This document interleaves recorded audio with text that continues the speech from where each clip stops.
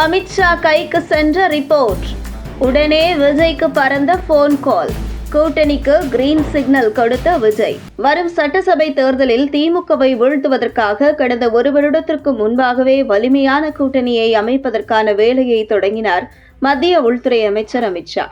அதற்காக அதிமுகவுடன் கூட்டணி உறுதி செய்தவர். அதே நேரத்தில் திமுக கூட்டணியை உடைத்து பலவீனப்படுத்த வேண்டும் என்று தன்னுடைய வியூகத்தை வகுத்துக் கொடுத்தார் அமித்ஷா. ஆனால் திமுக கூட்டணியில் இருந்து எந்த கட்சியும் வெளியே வரவில்லை.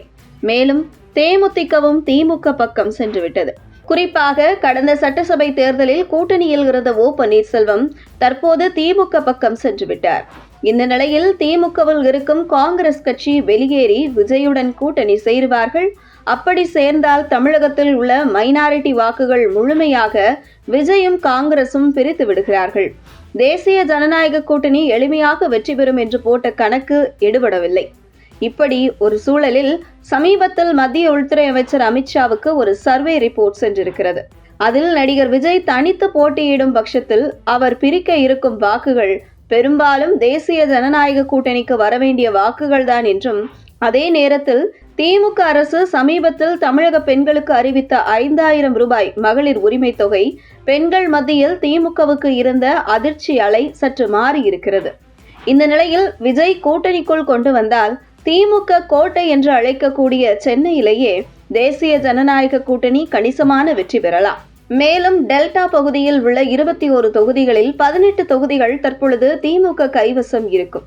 அந்த டெல்டா பகுதியில் செல்வாக்கு மிக்க விஜய் கூட்டணிக்குள் வரும் பொழுது தேசிய ஜனநாயக கூட்டணி டெல்டா பகுதிகளையும் கணிசமான வெற்றியை பெறும்.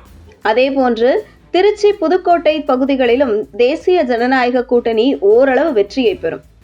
ஏற்கனவே அதிமுக, பாஜக கொங்கு மண்டலத்தில் வலுவாகவும், பாமக இந்த கூட்டணியில் இருப்பதால் வட மாவட்டங்களில் வலுவாகவும் மற்றும் தென் மாவட்டங்களில் அமமுக இருப்பதால் அங்கேயும் வலுவாகவும், மேலும் கன்னியாகுமரி, நாகர்கோவிலில் பாஜக வலுவாக இருக்கிறது. அப்படி இருக்கும் பொழுது விஜய் உள்ளே வரும் பொழுது நமக்கு தேவையான மிகப்பெரிய மெஜாரிட்டியை வரும் 2026 சட்டசபை தேர்தலில் பெற்று ஆட்சியை பிடிக்க முடியும் என்று சர்வே ரிப்போர்ட் அமித்ஷாவுடன் தெரிவித்திருக்கிறது. குறிப்பாக 2021 சட்டசபை தேர்தலில் 1000 ஓட்டுக்கு குறைவாக சுமார் 8 தொகுதிகளில் நமது கூட்டணி தோல்வியை தழுவியதையும் அமித்ஷாவிடம் நினைவுபடுத்திய அந்த சர்வே ரிப்போர்ட், வெறும் 1.5% வாக்குகள் மட்டுமே வைத்திருக்கும் தேமுதிக திமுக கூட்டணியில் இணைந்ததன் மூலம் தொகுதிக்கு 1000 வாக்கு திமுகவுக்கு கூடுதலாக கிடைக்க வாய்ப்புள்ளது. அந்த வகையில் விஜய் போன்ற ஒருவர் கூட்டணிக்குள் வந்தால் திமுகவை வீழ்த்தி வெற்றி பெறலாம் என்கிற அளவுக்கு சென்ற சர்வே ரிப்போர்ட்டை தொடர்ந்து அமித்ஷா தரப்பு விஜயிடம் பேசி வருவதால் அடுத்த சில நாட்களில் விஜய் தேசிய ஜனநாயக கூட்டணிக்கு வருவதற்கு அதிக வாய்ப்பு உள்ளதாக தகவல் வெளியாகின்றது.